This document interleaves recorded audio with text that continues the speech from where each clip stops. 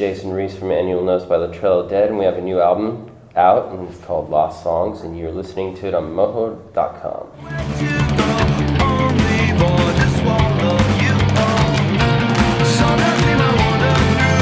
No,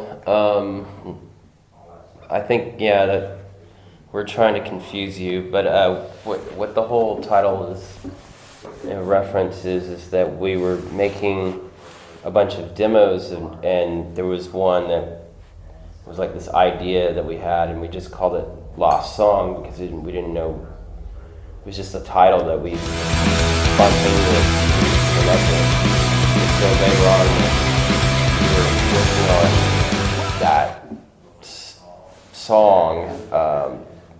Our producer was like, hey, that track Lost Song is up here, what do you want to do? What do you want to try to write some lyrics for it? And then that came out, and it just seemed to make sense, and so it was like, but I guess Lost Songs are a reference to like music that goes unheard and is just out in the world, and it might be something brilliant and amazing, but it's like, in this day and age, there's so much music in the world, everybody has a chance to make music.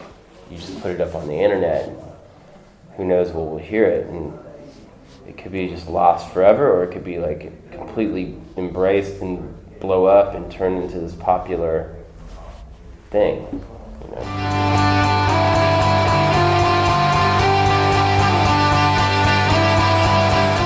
Well, a lot of it was written in Austin, Texas. That's kind of a place where we like to meet up because, well, one, I live there, but I feel like we have a lot of resources that we have access to, and it's a good place to just kind of all hang out, and it's cheap enough to like sort of work on ideas. But I think the main thing we wanted to do was get out of Austin, Texas, and go to some place that we've never really been to before, and be secluded and focus on the music. And we chose Hanover because the studio was really nice, but it was cheap, and they were going to put us up, and I think it was just, it seemed like coming to Europe to make a record was a real exciting idea. It's like a big adventure. The idea of getting out of your comfort zone, getting away from all the distractions, and we didn't really know anyone in Hanover, so there was nothing to do but make music.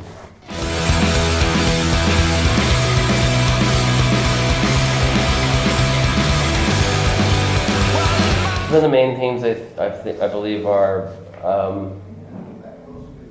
conflict, apathy,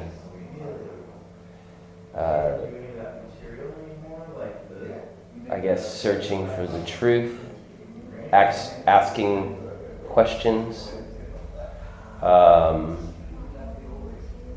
and sort of trying to find answers, I guess,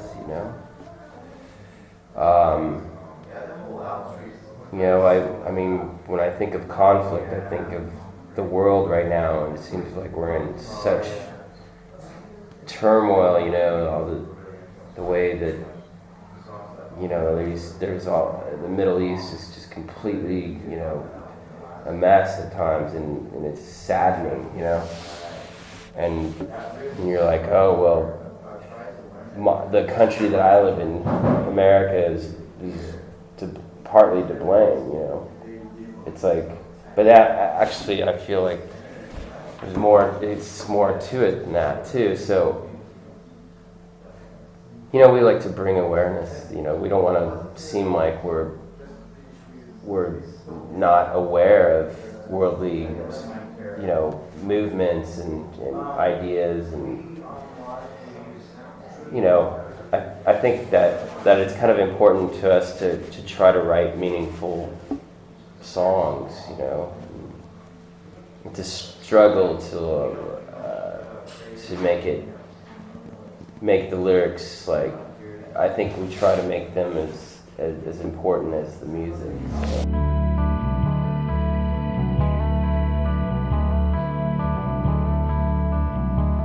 The message is more about, you know, the way like mainstream music is now. It's just like no one's really saying anything of importance. It just feels like it's so caught up in materialism or just this kind of like this really shallow perspective. And I guess we're just asking questions, you know, from like if you were young, you know, you want to dig deeper and find something deeper than what's just, you know, instead of McDonald's and fast food, you know, we're trying to encourage the youth to find, you know, I guess like slow prepared foods, you know, like you know, I guess the analogy is that we want quality, you know, and soul, something that you could actually get healthy and feel, you know, challenge your mind with. And when I was a kid, the bands that I grew up with, they were like questioning authority and questioning, you know, social perspectives, like the Clash, you know, who were writing, you know, about some political situations. And I think that was pretty amazing because music was a form of protest, you know. But are we a political band? I don't think so. I just think that we're just trying to propose questions, you know, for people to be like, well, what does this all mean? What are you trying to say in your lyrics? And they'll come up with their own interpretation, I guess, in the end.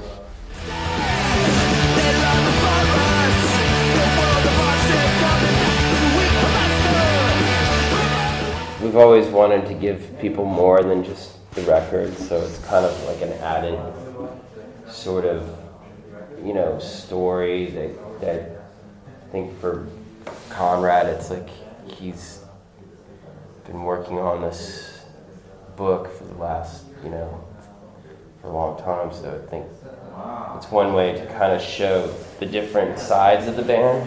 With us, there's all, you know, there's more than music. There's the art and there's literature, and so it all kind of comes together in one, you know, with this band. I mean, the story is probably a little more of a fantasy sort of based sci-fi kind of story, but you know, we're trying to encourage people to read books.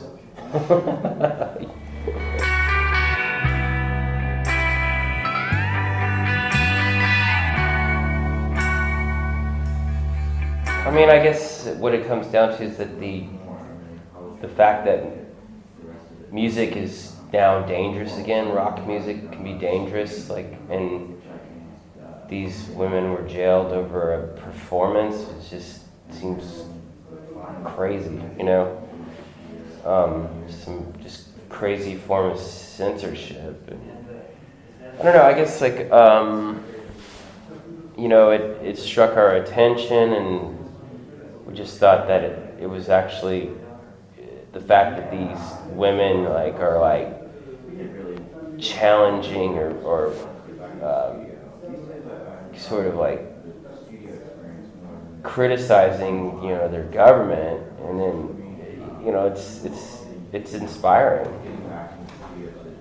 I think it's always good to question the powers of authority that, you know, that just because they need to be in check, you know.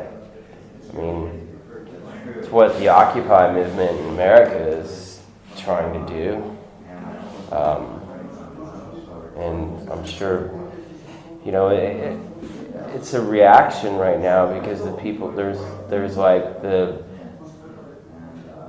fact that there's a lot of people that are not happy with the way this globalization is happening, where it's all the, you know, these governments and you know, are becoming so corporate, you know. So, you know, I guess that's what it comes down to, is that it might be this it seems minimal, or it seems like almost like you're helpless being a musician, but the fact that, you know, something like you know, these girls in Pussy Riot, their voice is heard, you know, across the globe. I think their story has been talked about, and that's just, I think, in a way, it sucks that they're going to prison, but at the same time, it goes to show you like the power of anger, protest within music is.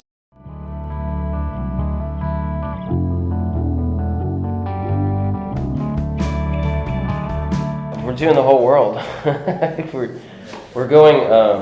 We're starting in Europe, and then we go to Asia for a little bit, and then back to America. It's quite a lot of ground that we're going to be covering. I mean, I think at some point in February or whatever, we're going to do Australia. And I mean, we're trying to travel and get out to many places as possible. I think partly because that's something we enjoy.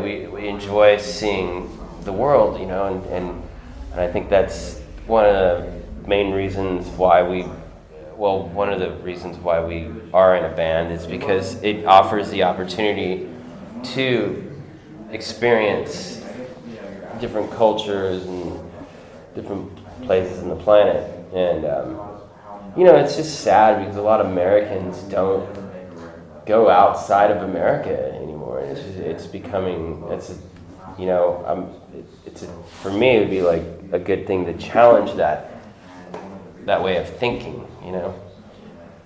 My parents finally got to go to Europe and see a lot of Europe, and they're really, like, it was kind of mind-blowing to them, you know. They got to see Paris for the first time in their lives, you know. I don't know why it took them so long. I always like, you gotta go to Europe. It's a different world. You need to see it, you know. I encourage people to travel and understand that what's happening, you know, and seeing what's going on in different places of the planet, you know.